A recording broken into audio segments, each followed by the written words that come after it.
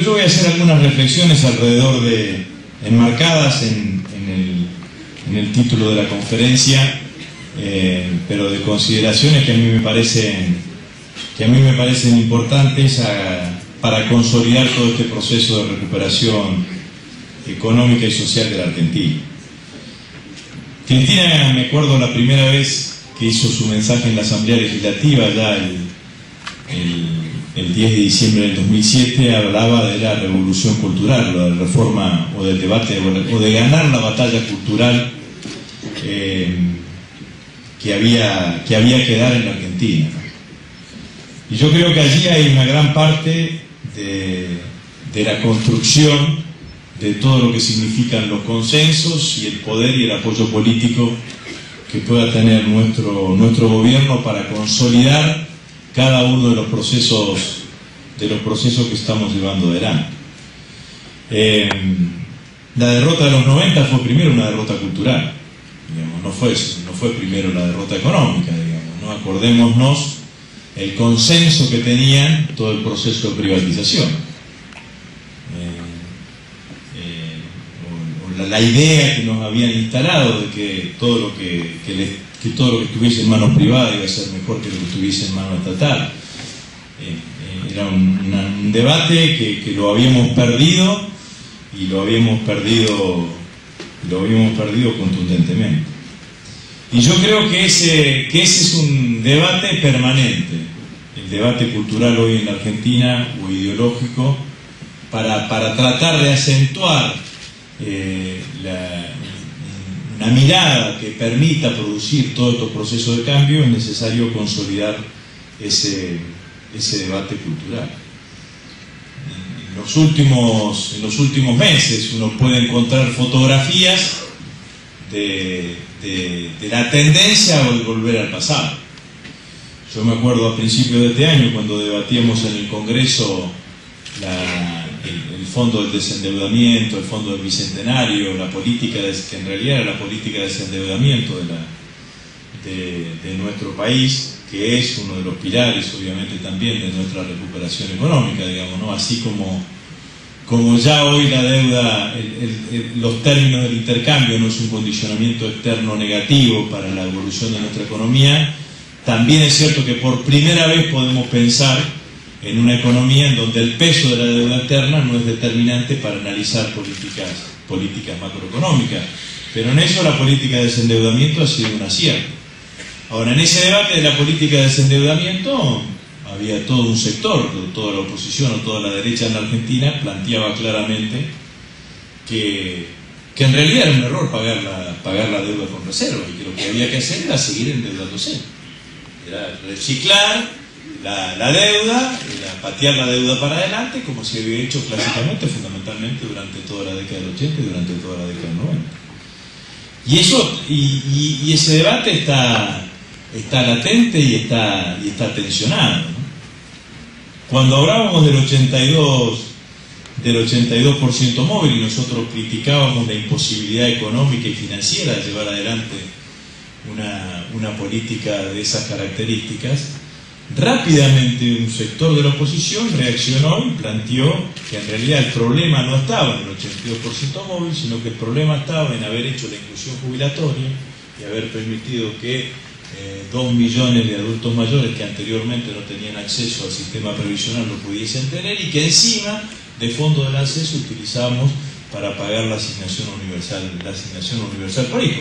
Si no existiesen estas dos cosas, podríamos llegar al 82% como debate discursivo, y hubo que dar un debate alrededor de ese tipo de cuestiones, digamos, ¿no? Y en estos días, con todo esto que ha pasado en el tema de Villa Soldati, me parece que también hay que tener una mirada puesta y una reflexión alrededor de eso, ¿no? En primer lugar, porque lo que hay es un intento fuerte de la derecha de impugnar una de las políticas distintivas de todo este proceso político que empezó el 25 de mayo del 2003, que fue no reprimir la protesta social, que fue a abordar la propuesta social desde el punto de vista de la causa y no de la consecuencia, y que fue negarnos permanentemente a hacer el uso, a usar la fuerza, aunque por eso hayamos tenido que pagar costos políticos en determinados momentos y en muchas oportunidades. He visto con muchísima preocupación como hubo toda una tendencia en estos días con el caso de Soldati para que el Estado Nacional abandone una de las políticas básicas que hemos tenido del 25 de mayo del 2003, de que Kirchner asumió la presidencia, que fue no reprimir la protesta social. Kirchner tenía esa consigna, y esa consigna se la había transmitido absolutamente a todo su gobierno, y nosotros nunca reprimimos una protesta social, nunca reprimimos un corte, nunca reprimimos un piquete, y siempre tratamos de buscar en la negociación política, en la negociación social, la resolución. Siempre tratamos de ir a la causa que generaba el conflicto social y no resolverlo desde el punto de vista de la consecuencia. Y durante todos estos días que uno escuchaba la presencia del Estado, la idea de que el Estado estaba ausente, en realidad yo sentía que desde la derecha nos estaban planteando que el Estado tenía que estar presente, pero que tenía que estar presente de una manera que nosotros no queremos estar, que es el Estado estar presente reprimiendo. Así es, compañero. Y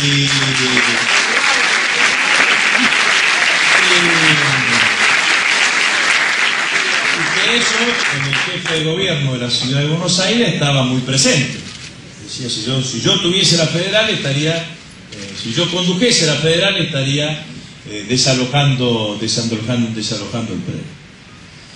Y junto con esta reflexión, que yo creo que la tenemos que tener muy presente, y la presidenta ayer ratificó con muchísima contundencia de que nuestro camino y nuestra política va a seguir siendo la misma de siempre. Tomo otra reflexión de que las cosas, que también lo dijo la presidenta ayer, que las cosas no suceden casualmente. Todos los que conocemos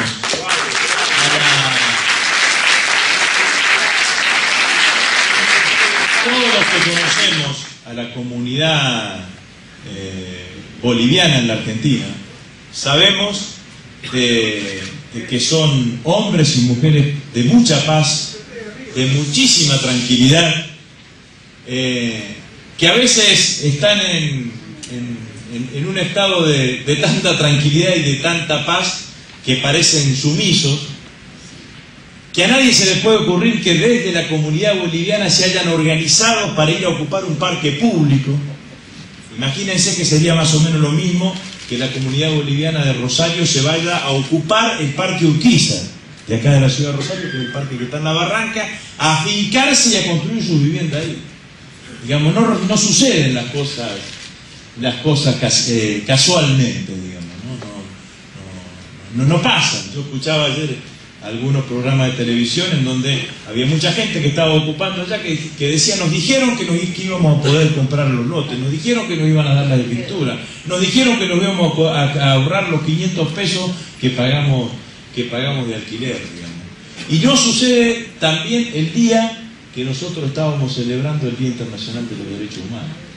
Digamos, las cosas, no podemos tener la ingenuidad de que las cosas en la Argentina suceden exclusivamente por casualidad, ¿no?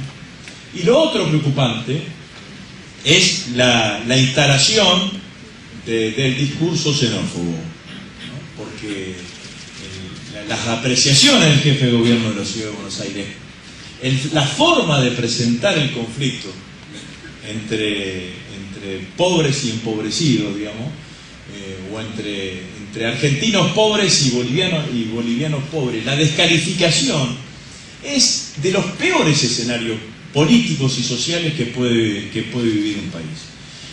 Nosotros tenemos el triste privilegio de ser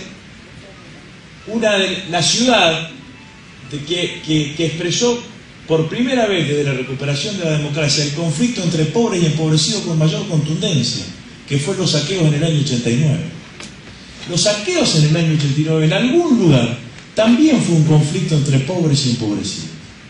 Cuando pasaban las cosas que pasaban en los barrios de la ciudad de Rosario, cuando pasaban entre la granja que le vendía al barrio y los mismos a los cuales le vendían, era un conflicto que nosotros tenemos que tratar de salir de ese conflicto, por arriba, digamos, ¿no?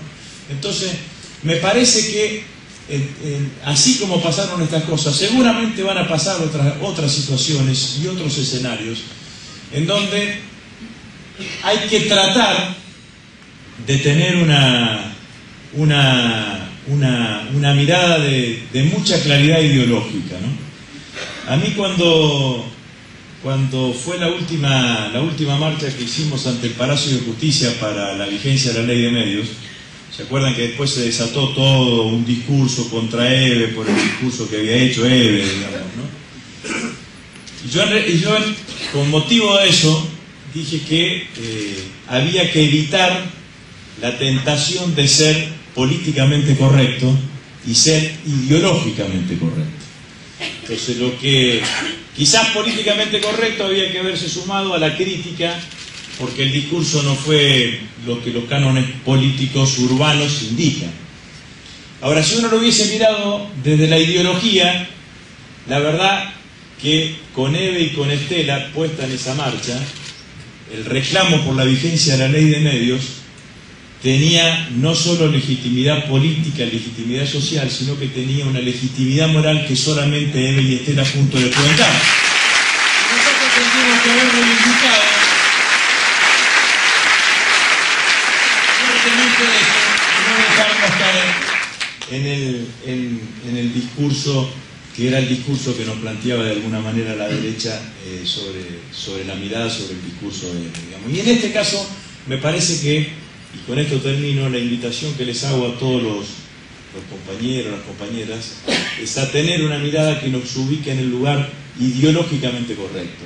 Alejarse de lo que van a venir mañana, pasado y las próximas semanas, de lo políticamente correcto. Esto, el Estado estuvo, el Estado no estuvo. Me parece que es muchísimo más profundo lo que está pasando en Soldati y nosotros tenemos que tener la profundidad ideológica necesaria. Bueno, muchísimas gracias.